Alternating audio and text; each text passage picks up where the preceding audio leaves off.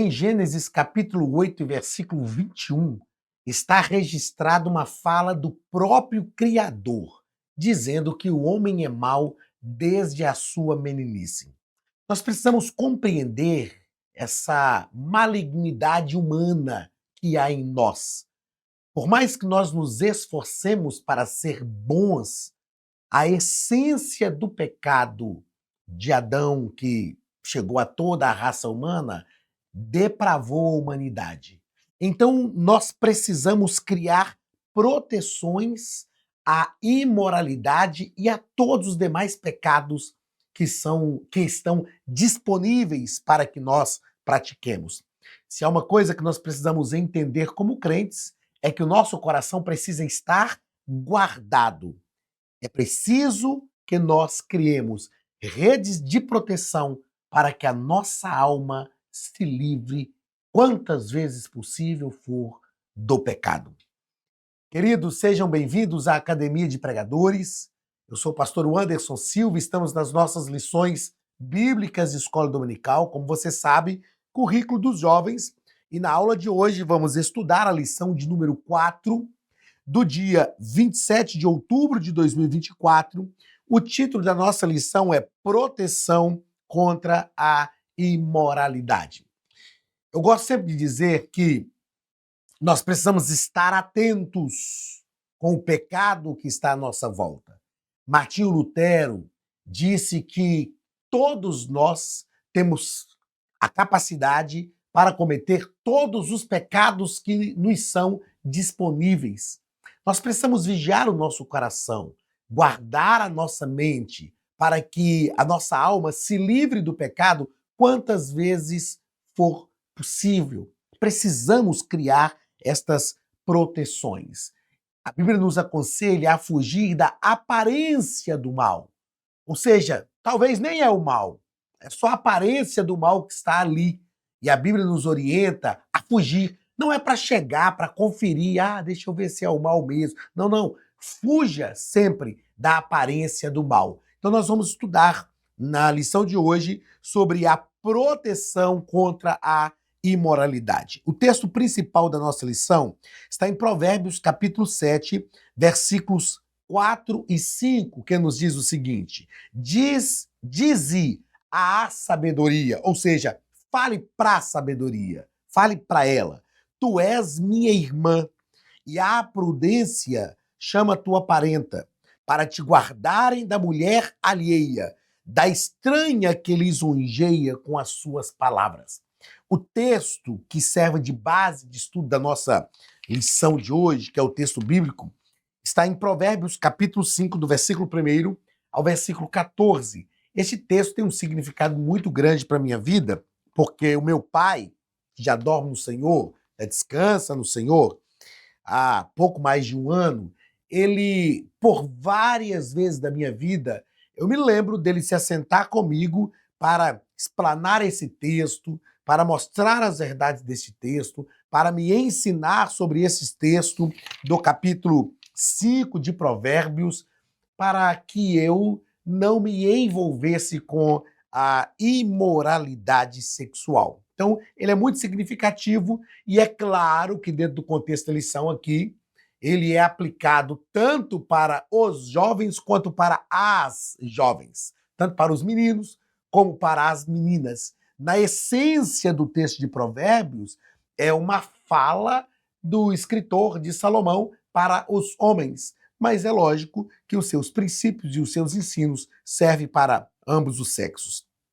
O resumo da lição nos diz o seguinte: a sabedoria divina nos protege da imoralidade sexual, concedendo-nos as virtudes do domínio próprio e da temperança. Quando nós paramos para pensar sobre a questão da sexualidade, nós vamos perceber que está ocorrendo cada vez mais cedo a erotização infantil. Infelizmente, no nosso país, principalmente no Brasil, não é? A erotização infantil é algo que ocorre de forma cada vez mais precoce. Freud, que é o pai da psicanálise, ele conseguia, ou pelo menos o trabalho de Freud na sua essência, ele não fez só isso, mas na sua essência, ele explicava muita coisa pela questão da sexualidade, que é um instinto. A sexualidade é um instinto que Deus colocou em nós, que se não tivermos cuidado, acaba nos depravando.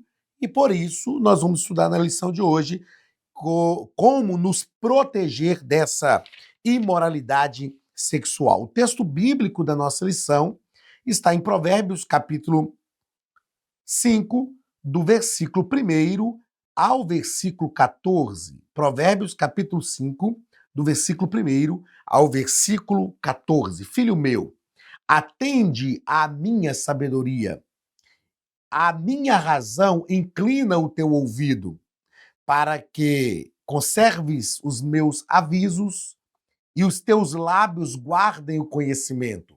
Porque os lábios da mulher estranha destilam favos de mel, e o seu paladar é mais macio do que o azeite. Mas o seu fim é amargoso como o absinto, agudo como a espada de 2 fios. Os seus pés descem à morte, os seus passos firmam-se no inferno.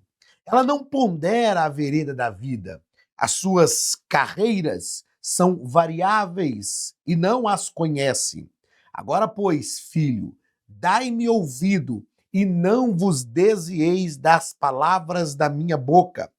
Afasta dela o teu caminho e não te aproximes da porta da sua casa, para que não des a outros a tua honra, nem os teus anos a cruéis, para que não se fartem os estranhos do teu poder e todos os teus trabalhos entrem na casa do estrangeiro, e gemas no teu fim quando se consumirem a tua carne e o teu corpo, e digas: como aborreci a correção, e desprezou o meu coração a repreensão.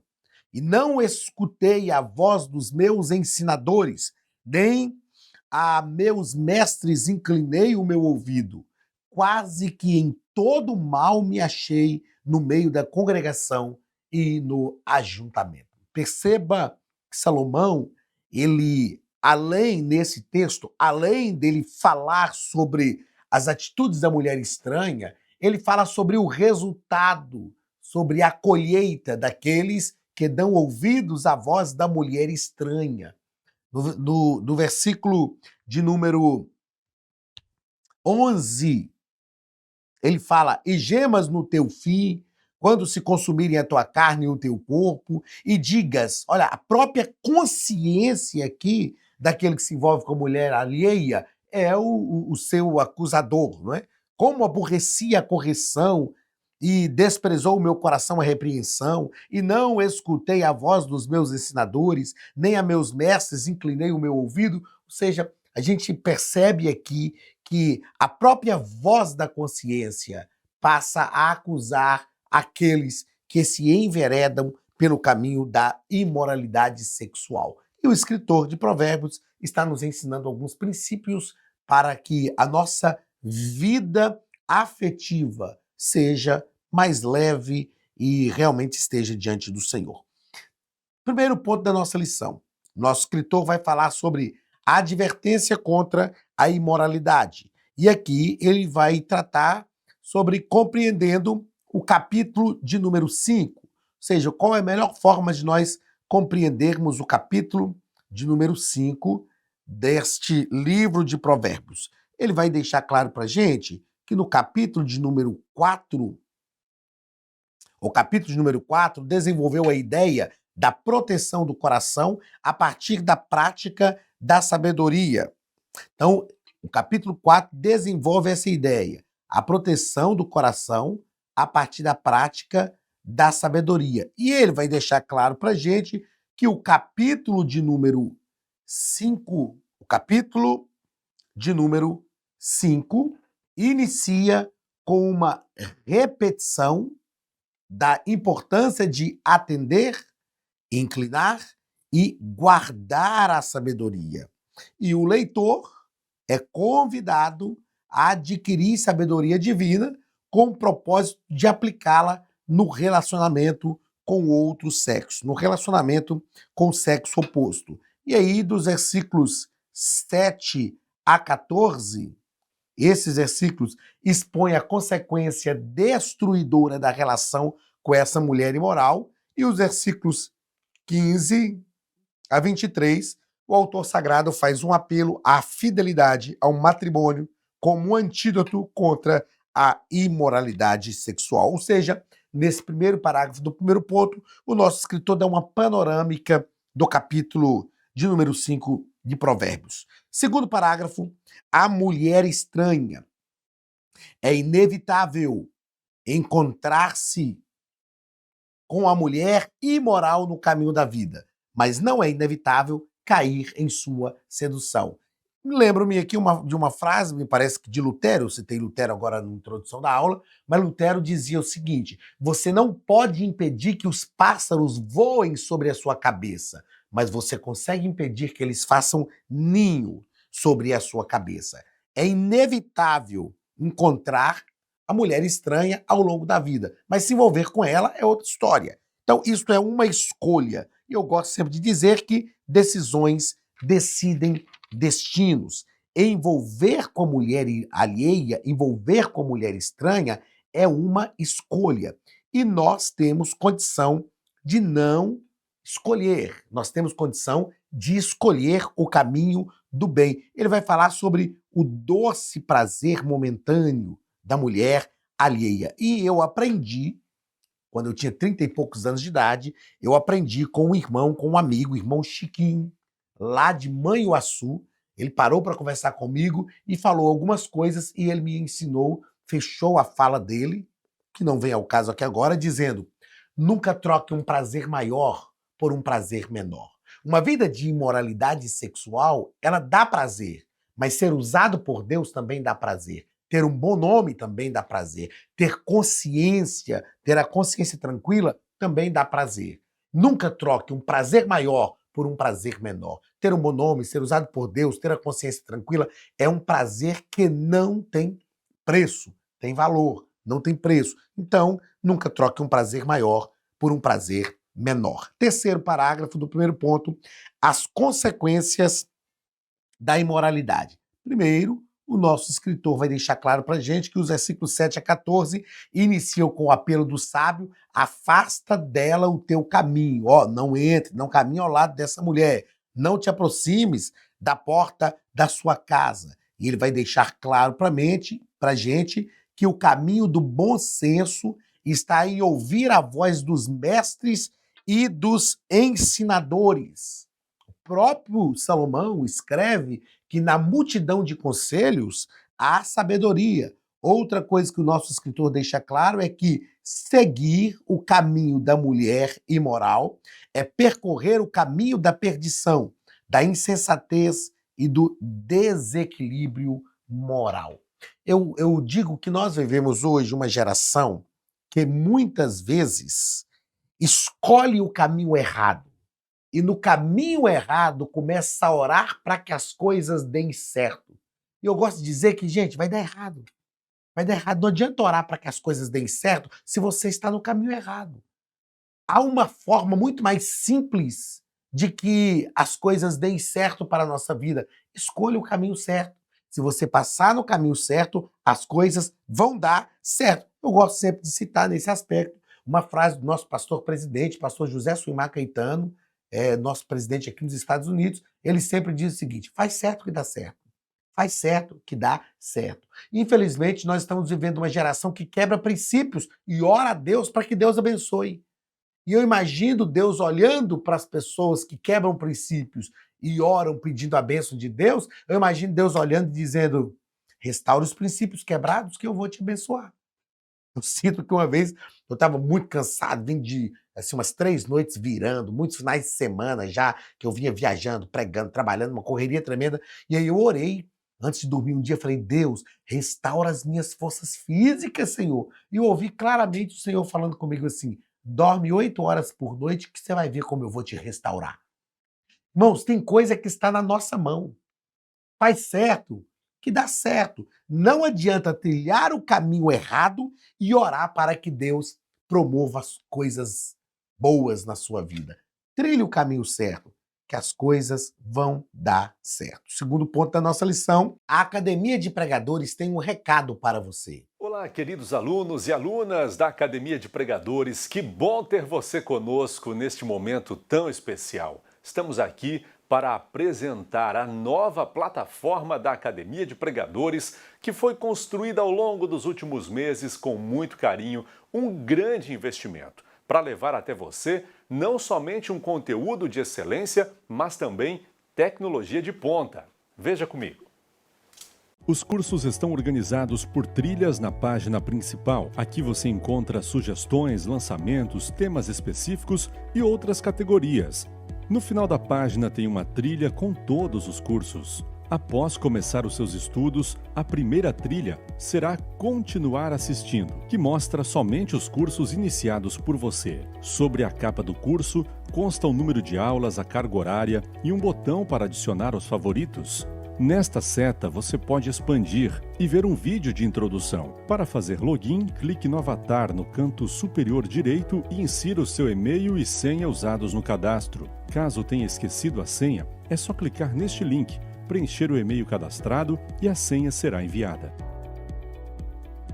No canto superior esquerdo fica o novo menu do portal. Ao abrir um curso pela primeira vez, você vê as informações do curso e do professor. E na lateral, ou logo abaixo, se for no celular, está a lista de módulos e aulas.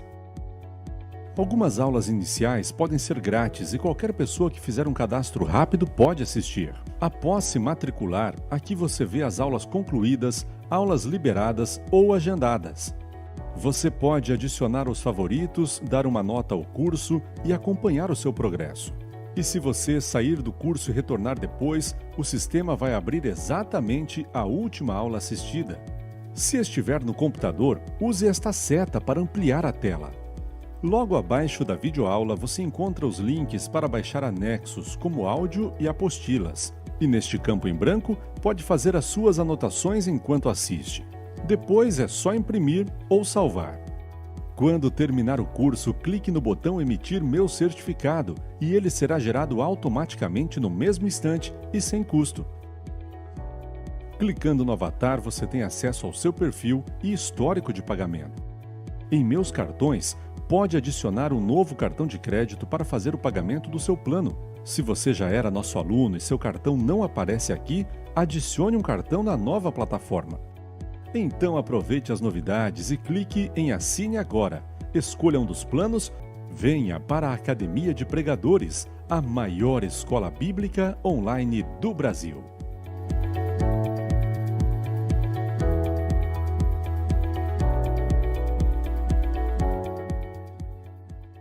A relevância de Provérbios 5 contra a imoralidade. Primeiro parágrafo, uma sociedade sexualizada. Eu quero grifar aqui que o nosso escritor nos propõe que a nossa geração é herdeira dos movimentos sociais de contestação sexual. A nossa geração ela é herdeira desses movimentos sociais de contestação sexual. São movimentos que falam, por exemplo, que a Bíblia é arbitrária, que a Bíblia proíbe que as pessoas tenham a atitude, que são atitudes, na verdade, voltadas para os instintos naturais das pessoas. A Bíblia não é arbitrária. A Bíblia ensina sobre domínio próprio, a Bíblia ensina sobre controle, sobre como viver bem. É o que nós estamos estudando, principalmente em Provérbios, durante esse trimestre. Esses movimentos são movimentos com fundamentação edomista. O que é essa filosofia edomista? É a busca do prazer. São movimentos que só levam as pessoas a buscarem o prazer de qualquer forma. O nosso escritor, ele continua dizendo que o sexo passou a ser tratado como um fim em si mesmo, onde a recreação individual fosse o seu objetivo maior, ou seja, totalmente edomista. Totalmente edomista. Depois, no segundo parágrafo do nosso segundo ponto, o nosso escritor vai tratar sobre não se pode dominar o desejo sexual? É isso mesmo? Uma pergunta. Não se pode dominar?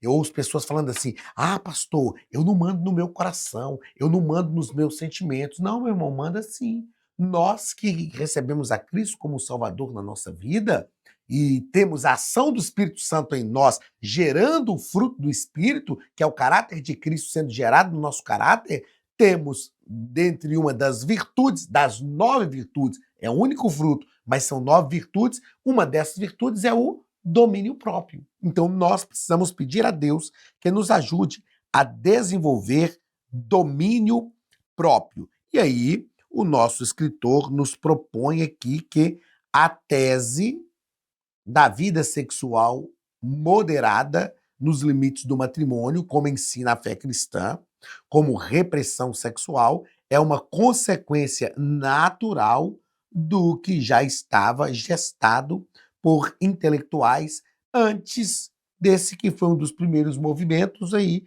em 1968. Na verdade, o que a gente percebe? Um distanciamento, historicamente falando, um distanciamento do ser humano de Deus. E quanto mais o ser humano se distancia de Deus, mais ele vai criando os seus próprios desejos, mais ele tenta viver de acordo com as suas próprias vontades. Então, é possível, sim, dominar o desejo sexual. Nós, repito, estamos vivendo cada vez mais uma sexualidade e erotização infantil de forma mais precoce. Mas nós precisamos, como igreja, ser uma voz discordante nesta sociedade. Irmãos, às vezes eu vejo até mesmo no contexto de igreja pessoas dizendo: ah, pastor, hoje é assim mesmo. Não, assim mesmo nada. Nós precisamos ser uma voz discordante a partir dos princípios da palavra de Deus. Terceiro parágrafo do segundo ponto, o enfraquecimento da ideia do casamento. Naturalmente, nos diz o nosso escritor. Em muitas realidades, o conceito bíblico de casamento é enfraquecido. A ideia de que o casamento é para sempre, que o relacionamento profundo e verdadeiro é para a vida toda, não faz sentido para muitos jovens hoje. Infelizmente, as pessoas estão deixando de diferenciar aquilo que é comum daquilo que é normal. Tem gente que fala: ah, pastor, mas é normal hoje o divórcio. Não, ele está se tornando comum. Mas normal nunca foi e nunca será. Houve, historicamente falando, quando a gente faz uma análise sociológica da nossa sociedade, nós vamos perceber que houve um rompimento, uma quebra de vínculos institucionais. E esses vínculos institucionais são vínculos que são ligados primeiro à família, que é a primeira instituição na qual nós somos inseridos, e depois à igreja e todas as demais instituições. E nessa quebra de vínculos institucionais, a gente percebe que houve esse arrefecimento ou esfriamento dessa ideia do casamento monogâmico, heterossexual, da indissolúvel, né, o casamento, da indissolubilidade do casamento. Meus irmãos, isso é verdadeiro. Isso é para os nossos dias. Ah, mas está acontecendo muito. Ok, mas não era para acontecer. E nós precisamos procurar ter uma vida pautada nos princípios da palavra de Deus. Eu sei que acontece e eu quero que você entenda que eu não estou aqui criticando pessoas que passaram pelo divórcio, não estou criticando. A gente tem um posicionamento sobre isso, não convém falar agora, mas a gente tem um posicionamento sobre isso. Só que nós precisamos mudar essa trajetória. Porque quando acontecia só fora da igreja era muito comum. Ah, isso é coisa lá do mundo. Só que chegou no meio protestante também. E o que nós vamos fazer diante disso? Vamos simplesmente ceder e acreditar? Não, é assim mesmo. Não, não. Nós precisamos lutar contra isso e ser uma voz discordante a partir de um princípio da palavra de Deus. Terceiro e último ponto da nossa lição. A moralidade sexual cristã como proteção contra a imoralidade. Veja só, qual é o melhor antídoto contra a imoralidade sexual? É a moralidade sexual cristã. Qual é o caminho que eu tenho que trilhar para que eu não me enverede pelas trilhas da imoralidade sexual? Entrar no caminho da moralidade sexual cristã. Primeiro parágrafo, a delimitação sexual da moralidade cristã. Como é que a moralidade cristã é delimitada? Nosso escritor vai nos dizer aqui que, diferentemente das ideias dominantes da nossa sociedade cultural, a Bíblia não considera o instinto sexual degenerado como algo insuperável, em que o ser humano não pode vencer. Não se pode negociar princípios. Não se pode negociar princípios. É possível vencer os instintos. Nós, seres humanos, fomos dotados por Deus de instintos. Instinto da reprodução, que está ligado à sexualidade, instinto da autoproteção e alguns outros instintos. O que são instintos? São coisas que Deus colocou em nós e que nós somos levados a ter essas atitudes de forma instintiva. Só que nós precisamos também entender, e eu vou repetir o que eu disse agora há pouco, que nós podemos sim ter o controle sobre a nossa mente. Nós podemos sim ser senhores do nosso destino, ser donos das nossas decisões. É possível. Então, é possível sim vencer esses impulsos, esses desejos. É possível vencer. Não se pode negociar esses princípios da palavra de Deus na nossa vida. Segundo parágrafo do terceiro ponto, a pedagogia da abstinência sexual. Há alguns anos no Brasil desenvolveu-se um movimento chamado Eu Resolvi Esperar. Eu resolvi esperar. E é o que nós tratamos aqui sobre a pedagogia da abstinência sexual. Na verdade, meus queridos, não é novidade para ninguém, mas de acordo com a palavra de Deus, sexo é só no casamento. E pronto, esta é uma verdade bíblica. Ah, pastor, mas isso hoje está se tornando tão comum, o contrário disso? É comum, não é normal. E aí o nosso escritor nos diz que percebemos que a abstinência sexual é pedagógica, pois ela nos ensina que em tudo deve haver comedimento, equilíbrio e parcimônia. Com ela, nos diz o nosso escritor, na vida de solteiro, aprendemos que devemos esperar passar por períodos de abstinência na vida de casados. Sim, a abstinência sexual também ocorre na vida dos casados por causa de uma doença ou um tratamento de saúde em que os cônjuges não podem se manter um relacionamento sexual regular por um período, que é por propósitos espirituais entre os cônjuges em comum acordo. Então, eu gosto muito de uma fala que o pastor Cláudio Duarte tem em relação a isso, né? Que ele fala assim, a pessoa casa pensando, aí eu vou casar para quê? Para eu ter sexo todo dia. Aí ele brinca e fala, se fosse verdade, se fosse assim.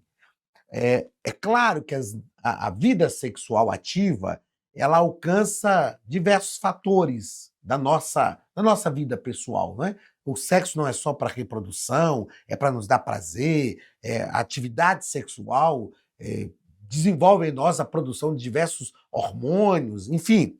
Mas nós precisamos entender que é preciso ter um comedimento. E a abstinência sexual na vida de solteiro, ela nos prepara para encarar a vida de casado não só como uma oportunidade de fazer sexo, mas como uma oportunidade de ter alguém que vai produzir crescimento em todas as áreas da nossa vida. Então, a vida também surge a partir do sexo, mas nem tudo na vida é sexualidade. Nós precisamos entender isso. Último ponto da nossa lição, a beleza da vida sexual dentro do matrimônio. E o nosso escritor vai dizer que essa união profunda e verdadeira se concretiza diante de Deus no relacionamento sexual entre o homem e a mulher. O que concretiza o casamento no mundo espiritual? Espiritualmente falando, o que realmente concretiza o casamento? A atividade sexual.